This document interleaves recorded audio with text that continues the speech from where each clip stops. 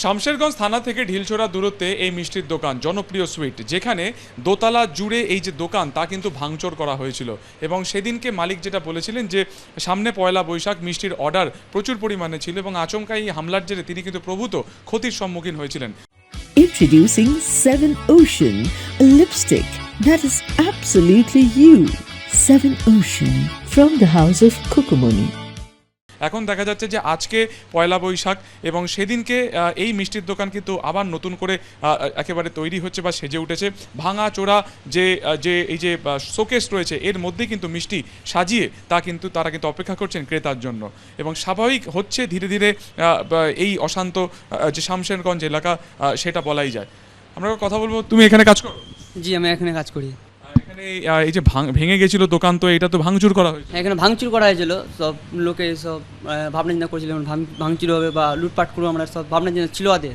ঠিক আছে, কিন্তু আমরা বলতে পারছি না কারা ভাঙচুর করেছে। ঠিক আছে, আমরা বলতে পারছি না ভাঙচুর কারা জানা। কি দোকান খুললো? হ্যাঁ, এখনই আমরা দোকান খুললাম। কি ভাঙচুরে আমাদের লোককে সেবা করছি, তো কাস্টমারকে মিষ্টি খাওয়া দাওয়া। তো এই দেখতে পাচ্ছি এখনো তো অনেক কিছু ভাঙাচোরার অবস্থাতে রয়েছে, তার মধ্যে দোকান শুরু করলো। হ্যাঁ জি, আমরা এখন ভাঙচুরে এখন দোকান আছে, তারপর শুরু করলাম। পয়লা বৈশাখে মিষ্টির অর্ডার এসেছে? পয়লা সে অনেক অর্ডার এসেছিলো, আমরা দিতে পারিনি ভাঙচুরের জন্য। ঠিক আছে, আবার অর্ডার পেলাম। আবার অর্ডারটা আপনার অন্য বছরে তো আজকের দিনে এরকম প্রচুর এখানে বিক্রেতা থাকে, মানে ক্রেতারা থাকে, তোমরা তাদেরকে সব মিষ্টি বিক্রি করো। আজকে সেই তুলনায় অর্ডার তো অনেক কম নিশ্চয়ই? হ্যাঁ জি, একটু কম আছে। ঠিক আছে, অর্ডারটা আপনার ভাঙচুরের জন্য তো লোক আসা যাওয়া একটু কম করছে। ফলত দেখা যাচ্ছে যে এখনো ভাঙচুরের যে চিহ্ন তা কিন্তু স্পষ্ট। একেবারে দোকানের সামনের যে অংশ রয়েছে বার্নার বা যেখানে একেবারে মিষ্টি থাকে সেই সমস্ত জায়গা কিন্তু পুরোপুরি ভেঙে রয়েছে। তার মধ্যেই আজ থেকে কিন্তু নতুন করে শুরু হলো এখানে বিকিকিনি। ক্যামেরা অতনু কুণ্ডুর সঙ্গে সুকান্ত মুখোপাধ্যায়, এবিপি আনন্দ, শামশেরগঞ্জ। এটা কি প্রতিবাদের ছবি? একেবারেই নয়। ওয়াকফ আইনের বিরোধিতায় প্রতিবাদের নামে হিংসার তাণ্ডব চলেছে। দেখুন, মালদা ত্রাণ শিবিরে যারা আশ্রয় নিয়েছেন তারা এক কাপড়ে ভিটে মাটি ছেড়ে এসেছেন, কিন্তু ঠিক কিভাবে নেমে এসেছিল দুর্বৃত্তদের আক্রমণ, সেদিনের কথা মনে করলেই এখনো তাদের চোখে মুখে সেই আতঙ্ক, ভয়ে চোখে জল।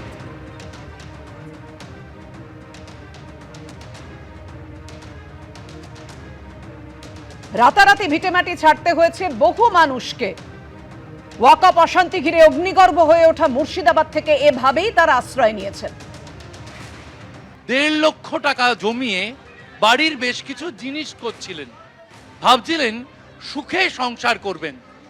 পরিযায়ী শ্রমিক একজন বাইরে থাকেন, বাকি 8 সদস্য থাকতেন বেদবনা গ্রামে। সেই বেদবনা গ্রামে কখনো যাদেরকে দাদা বলে ডাকেন, জ্যাঠা বলে ডাকেন, কাকু বলে ডাকেন, তারা বাড়িতে এসে তাণ্ডব করবে ভাবেননি বনবাসী মণ্ডল। তার জমানো সব টাকা, তার অল্প অল্প করে তৈরি করা বিভিন্ন টুকিটাকি জিনিসপত্র সব নষ্ট করে দেওয়া হয়েছে।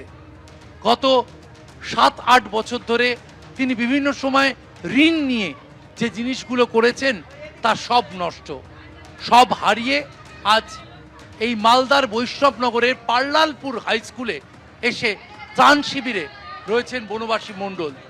সেখানেই তিনি খাওয়া দাওয়া করছেন, বাড়ি ফিরবেন কবে বুঝতে পারছেন না বলছেন বনবাসী মণ্ডল। অভিযোগ জানিয়েছেন সুকান্ত মজুমদারের কাছে। সুরা হবে কি আশা নিয়েই এভাবে দিন কাটাচ্ছেন বনবাসী মণ্ডল।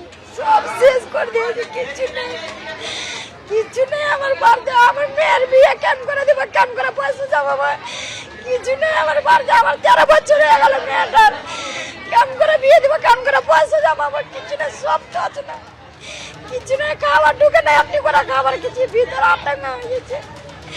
লাথে লাথে মেরেছে, পায়ে আমার ব্যথা করছে, শুনে কিছু নেই। আমার খুব সব শেষ করে দিয়েছে। 2টা মেয়ের লেগে নাকের গড়ালছি, সোনার ওই নাকেটি করেছে। আমার ছেলে লক্ষ্মী ভাড়ে 1000 টাকা বিস্কুট খায় না, 4টা খায়নি। কীর্তনে লেগে 1000 টাকা লক্ষ্মী ভাড়ে জমানো পয়সা ওটা বলিয়ে নিয়েছে। আমার ছোট মেয়েটা মেলা দেখবো বলেছে, 350 টাকা জমাচ্ছে, ওটা উলিয়ে নিয়েছে। আমার বড় মেয়ে মেলা দেখার লেগে 600 টাকা জমাচ্ছে, ওটা উলিয়ে নিয়েছে।